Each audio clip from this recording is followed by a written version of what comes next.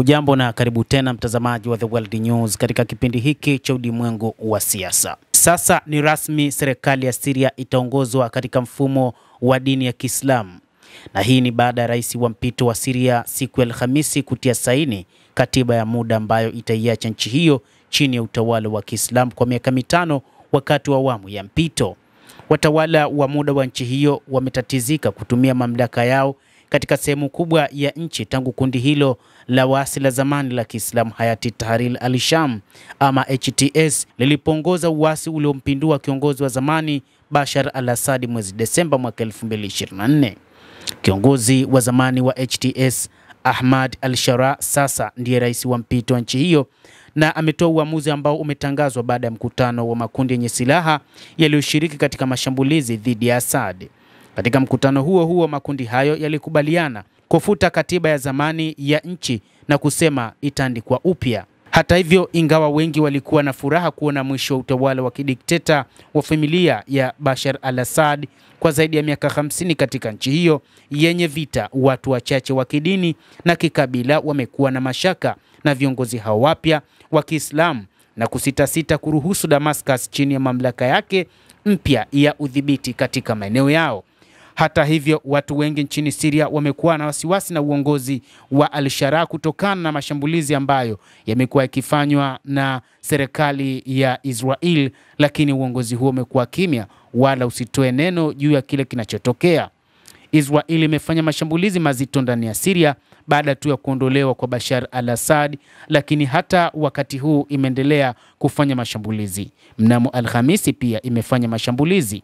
Kadhalika imesema kwamba ni kama vile Israel inaweza kuiendesha Syria kadri inavyotaka, kwa kutokana na kauli iliyotolewa na waziri wa ulinzi wa Israel Bwana Israel Katz, ambaye amesema wao wapo katika milima ya Golan lakini pia wana uwezo wa kuitazama Syria na kwamba wakati wowote wana uwezo wa kurusha makombora, huku rais wao akitazama kile ambacho kinaonekana.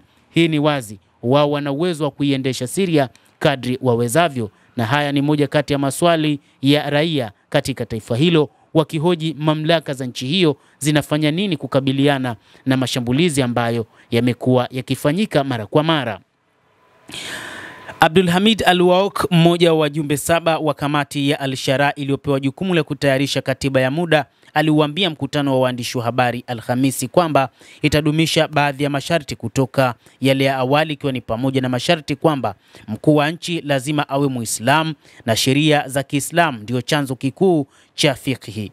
Hata hivyo, al-Waouk, mtaalamu wa sheria na katiba anayefundisha katika chuo kikuu cha Mardin Artuklu huko Uturuki, pia alisema katiba ya muda inajumuisha vifungu vinavyosisitiza uhuru wa kujieleza na waandishi wa habari. Katiba hiyo pia itasawazisha kati ya usalama wa jamii pamoja na uhuru, wakati hali tete ya kisiasa ya Syria ipo vibaya mno.